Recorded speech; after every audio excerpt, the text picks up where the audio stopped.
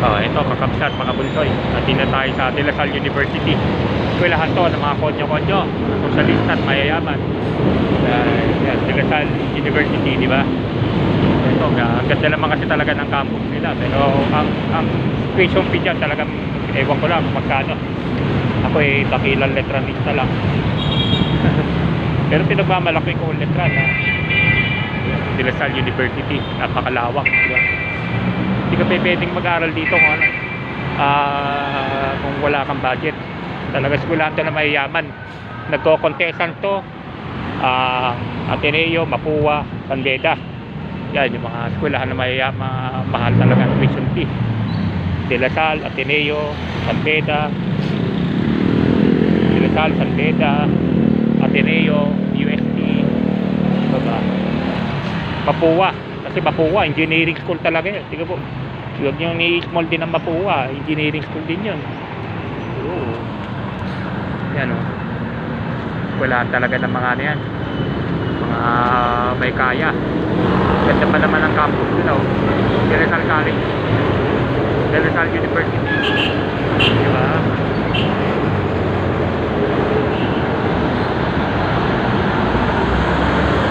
De La Salle University.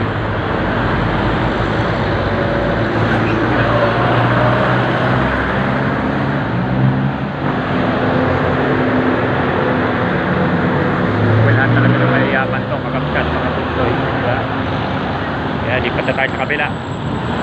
Lipat naman tayo sa kabila. Hindi ko na muna papatayin to. Yung Rizal Memorial, kuha na natin yung dating Rizal Memorial Coliseum.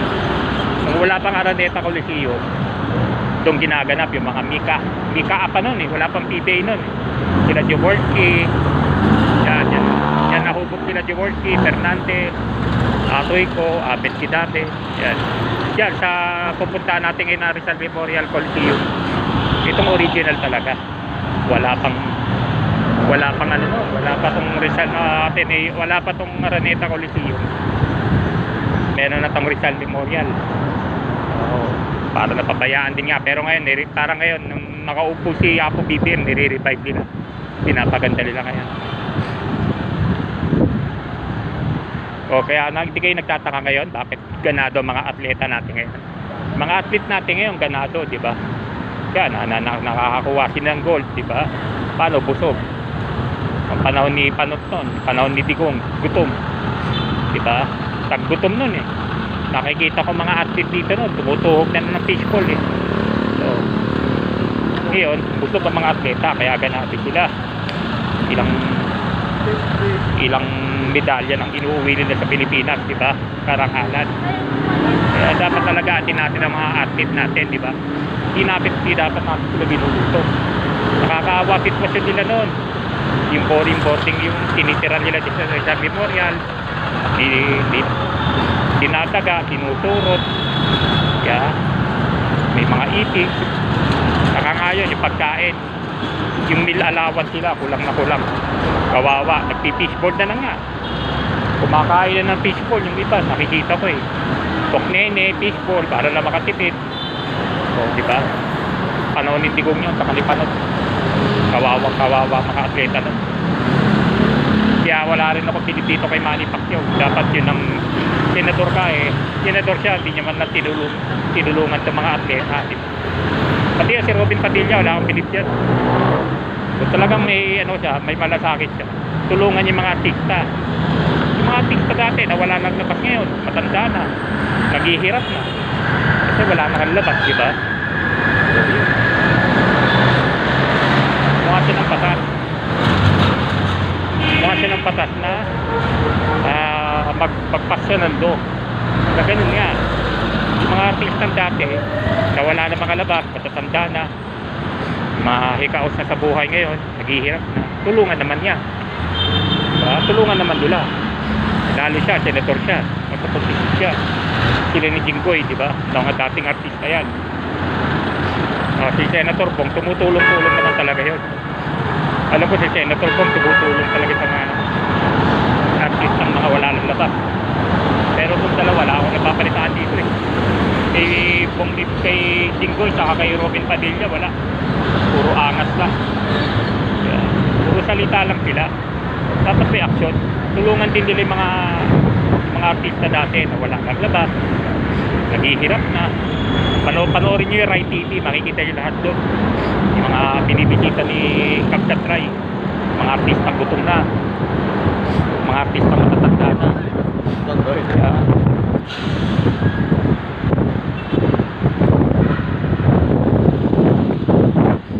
lapit na tayo sa Rizal Memorial Coliseum.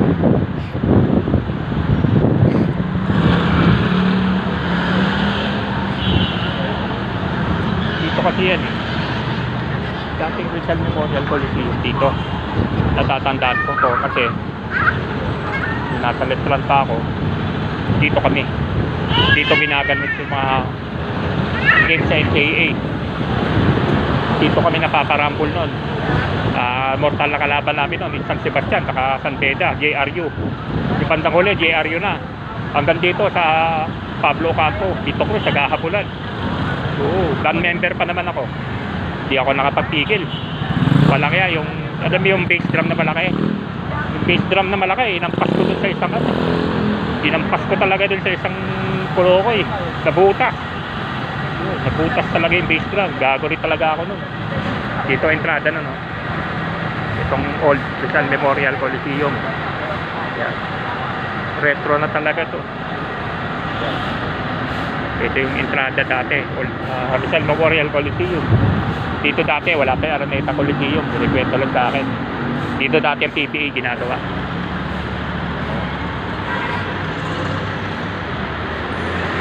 Paikot to eh, itong Rizal Memorial, centuries old na to eh.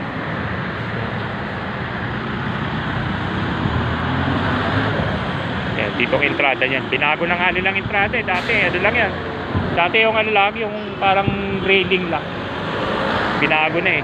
Yan, may ganda na yung entrance ngayon. Yan, Rizal Memorial Coliseum. Tinan nyo na ang Roman numeral, kung alang taon siya natatag. Tagal na nito. Wala pa yung Araneta Coliseum. Dito nga talaga ginagawa. PBA, NCAA, wala pang UAAP nun. Wala pang UAAP nun. UAAP kailan lang naman yan eh. Kundi wala ilang naman ng Ateneo, Lasal, UE. Hindi wala ilang naman sa NCAA mga yan eh. Dating member ng NCAA yung mga yan. Sa NCAA kasi dati madalas ang rumble yung San Beda, Letran, magulo, di ba? Kaya ganun.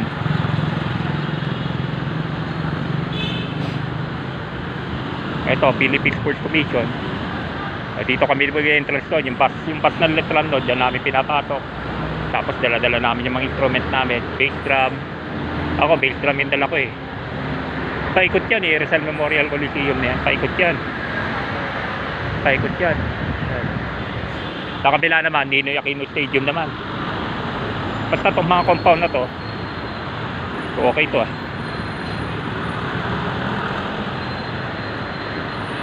Martial. Yung Martial. Ano to eh, mixed martial arts. Tingnan mo. Diba? Tiga Sambuanga siya. So si Yumir Pascual tiga Sambuanga. Doon sa kabila yan, Ninoy Aquino Stadium sa kabila. Wala nang Team Lakay, no? Kakahiwalay-hiwalay na kasi sila eh. Loko tong sila Edward Polayang humiwalay. Okay na yung Team Lakay nila eh. Gumawa ba naman ng sarili nilang grupo. Humiwalay sila doon sa grupo nila founder ng Team Lakay. May sarili, dalawa na tuloy yung grupo na yun ng mixed martial arts. Diba? Dapat nag-focus na lang sa isa. Kaya nagkakatalo-talo ang Team Lakay.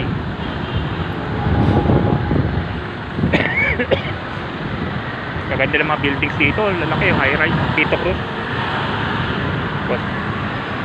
Ito, ito ng Taekwondo. Ikot tayo sa kabila.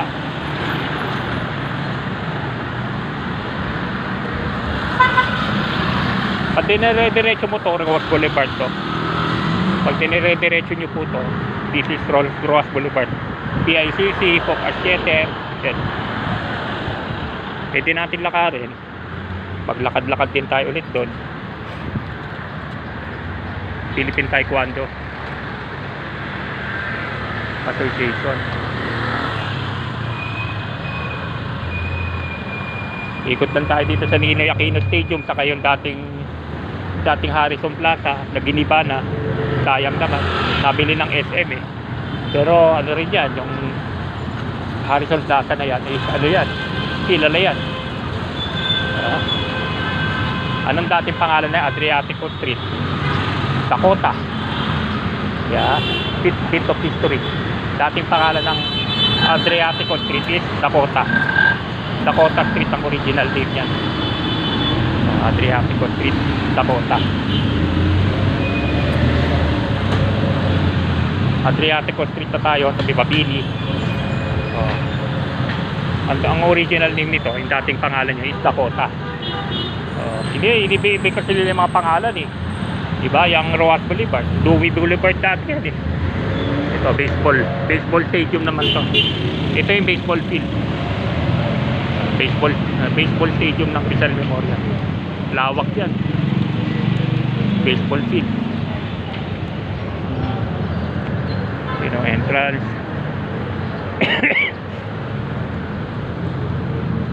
Mga historical places dapat talaga binablog eh. Ewan ko sa inyo, iba nagpo-focus kasi sa puro politika na lang eh. Dapat meron ding haluan din natin ng ganito, di ba? Historical na to eh. Part of history ng mga lugar na to eh. Di ba? Yan, yung pupunta natin sa ngayon, Harrison Plaza. Tagal na yan, di ba? Yan sa mga original malls dito sa sa Maynila yan.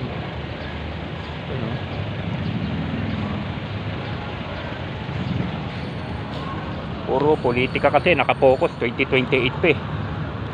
Okay lang. Basta ako, sinasabi ko na solid ako, Apo BBM. Pero travel vlogger ako, pasensya na. Hahaluan ko lang na ng konting politika. Support, diba? Support lang tayo kay Apo BBM. Pero travel vlogger kasi ako. Bumabalik lang ako sa dati. Ito yung statue ni Pablo Ocampo. Nga pala. Statue ni Pablo Ocampo, kakabsat. Ito si Pablo Ocampo actually. Pinangalan dito sa kalye na to. Lapit tayo sa harap. Sa harap. Para makita natin.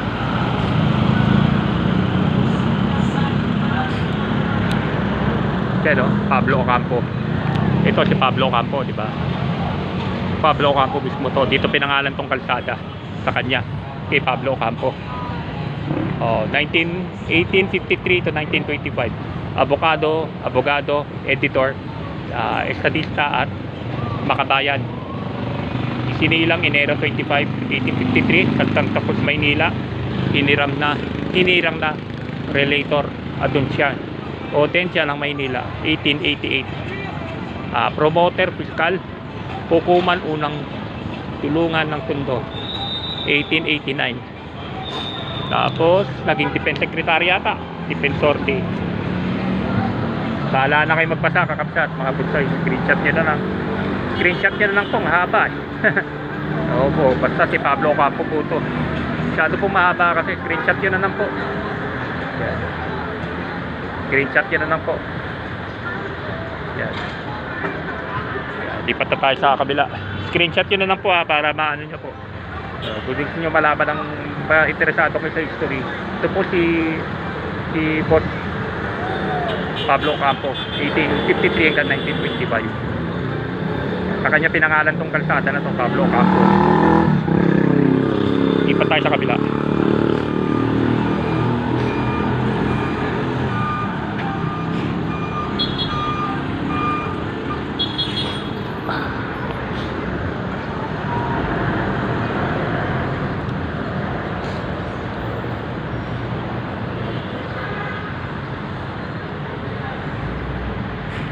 Ito yung compound talaga ng Rizal Memorial, no? Ang haba.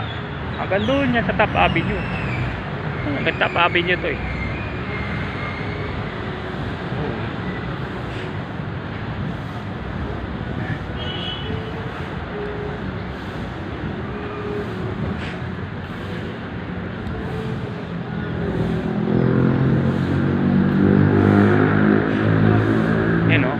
Apektado yun talaga sa structure ng building. Luma na talaga. Luma na. Rizal Memorial. So, compound pa rin ng Rizal Memorial to. Yan.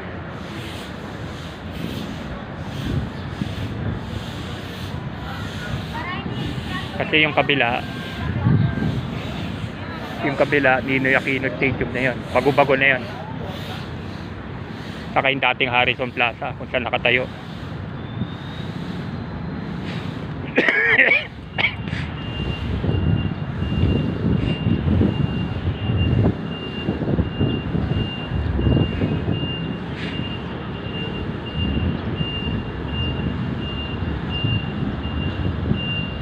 Ito, building na Philippine Sports Commission. Ditong office, Philippine Sports Commission office. Ang laki pala, oh. Dito pala PSC office dito pala sa may kahilera ng Rizal Memorial. Yun, laking building, oh. PSC yan, Philippine Sports Commission building, ba?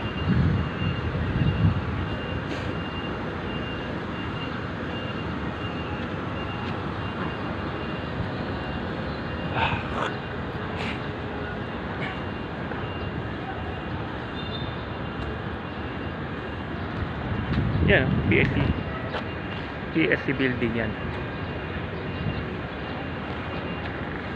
Tapos yung kabila, ano na yan, Ninoy Aquino Stadium na yan. Itong building na to is Ninoy Aquino Stadium na. Ito, kasi Rizal Memorial pa rin to eh. May papasukan ka rito, Ninoy Aquino Stadium na siya.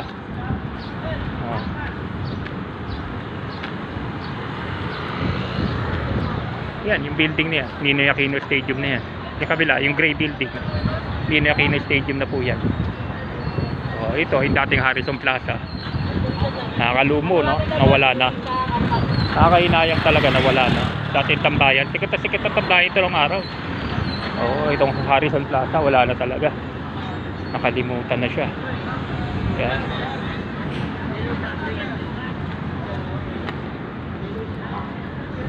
Nakalimutan na siya.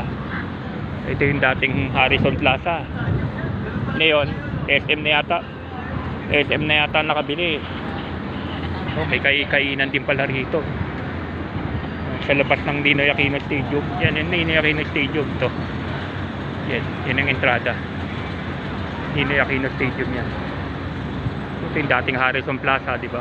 Kakainaya nga, wala na. Dami ng lumo talaga nung nawala itong Harrison Plaza eh. Dami talagang nalungkot. Talaga kasi tambayan tulong araw eh. Wala, SM na eh. Yung dating Harrison Plaza, dito talaga dati nakatayo noon. Wala na siya. Di ba? Sayang, di ba? Dito history yan eh. Kung ako naging mayor dito, di ko binenta eh. Binenta kasi. Wala, nabangkarote rin kasi. Hindi mo rin masisisi may-ari, nabangkarote na. Binenta na lang niya. Ito ba yung football stadium? Ang lawak, di ba? Ito yung football stadium ng Rizal Memorial pala. Yan, yung gray na yan. Gusto manood ng football, dyan kayo. Rizal Memorial Football Field. Yan, Rizal Memorial Stadium. Track and football field. Yan ginagawa. Ang daming kainan dito, no? Naimas.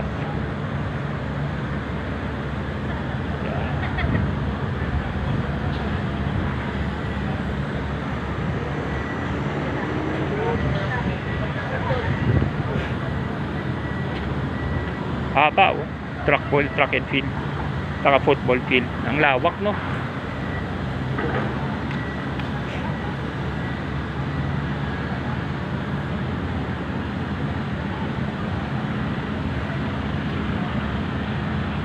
Ang dami mga hili-hilirang kainan dito.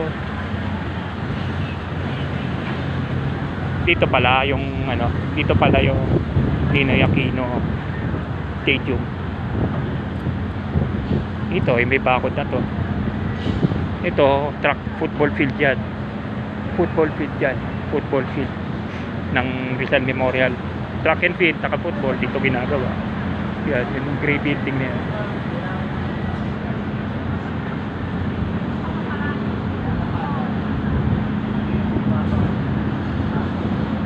layo pala na Ninoy Aquino. Nilalakad ko lang pala dati. Dati nung nakakancel yung laro namin sa Rizal Memorial, dito ginagawa sa Ninoy Aquino Stadium. Lumilipat kami lahat dito, no? Nilalakad lang namin. Galing Rizal Memorial, dala-dala namin yung mga instrument namin. Oh, kalakasan ko pa nun. Bass drum yung dala ko eh. Imagine nyo na, bass drum, mabigat nun. Yun ang dala ko. Bass drum. Ganda ng building, yung laki yun. Taas na building yan. Yan ang Ninoy Aquino Stadium. Yan. Ninoy Aquino Stadium na yan. Medyo mas malaki pa rin yung Rizal Memorial talaga.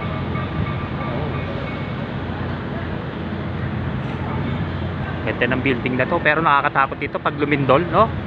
Putay na niya, patay ka talaga niya pag lumindol. Bahala na, di ba? Bahala ka na talaga pag lumindol siya. Kung saan ka natatakbo, di ba? Bahala na sa buhay mo, di ba? Lakad-lakad lang tayo doon. Punta na tayo sa may Remedios. Remedios na tayo pupunta. Oh. Mainit masyado. Mamaya na tayo pupunta din sa ano. Saka na tayo pupunta rin sa PICC. Mainit masyado doon.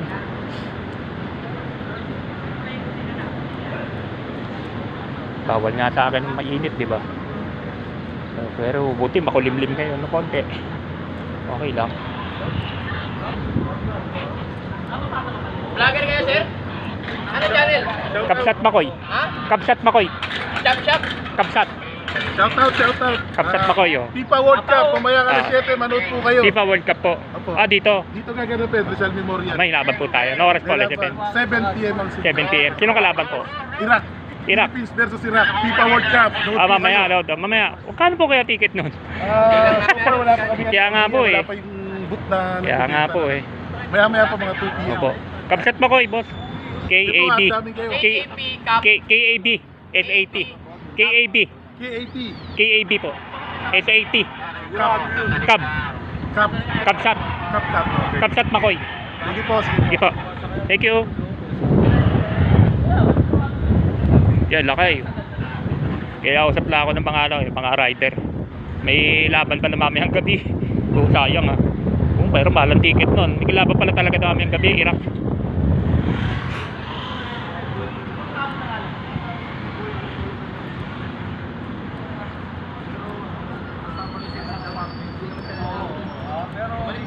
Boss, televised ba yan?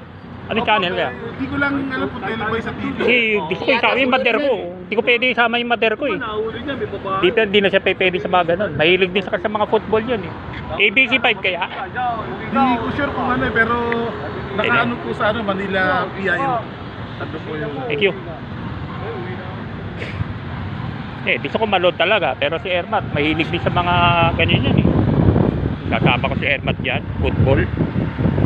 No, nood na lang kay mamaya. Abangan na natin sa YouTube, kakabsat, mga bunsay. May laban pala mamaya.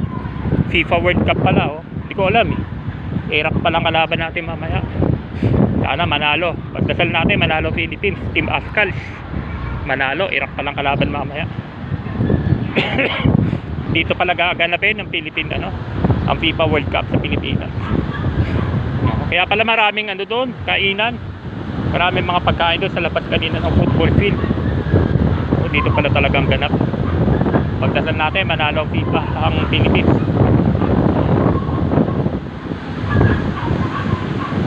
Kayang-kaya ng Ascals yan, pero malakas tikas yung Iraq eh. Hindi naman sports sila sa Middle East eh. Hindi naman basketball at sports sila sa Iraq. Football yan, Iran. Kaya matitindi, Lebanon.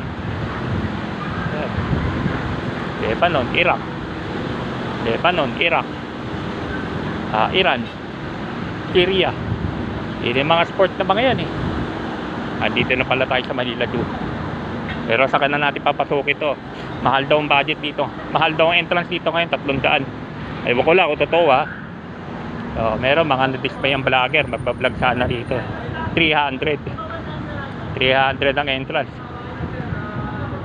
Yeah. I-out na muna natin kakapsa at mga bunsoy. Lipat na tayo sa Remedios. Bye bye.